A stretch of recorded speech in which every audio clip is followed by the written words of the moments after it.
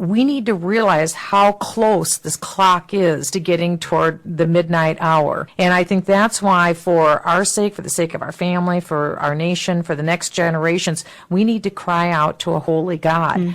This is coming faster than anyone can see. I know I worked very hard on the Intelligence Committee to try and keep up with what was happening in the world. It got to such a crescendo, I could hardly keep up with it anymore. The events have picked up such a pace, and are going to continue. It's just like the Bible forewarned, that in the last days, it will be like the beginning of birth pangs. In my opinion, we are far beyond the beginning of birth pangs. We're moving far down into the process. For women who are listening to this show today, you know what I'm talking about, what it's like to deliver a baby at the very beginning stage and then at the very end before the baby is born. All I can tell you as a mom who has given birth to 5 babies, the birth pangs are very close together. They're very intense now, and we are literally watching month by month the speed move up to a level we've never seen before with these events. But the best thing that we can do is have churches and pastors explain our times.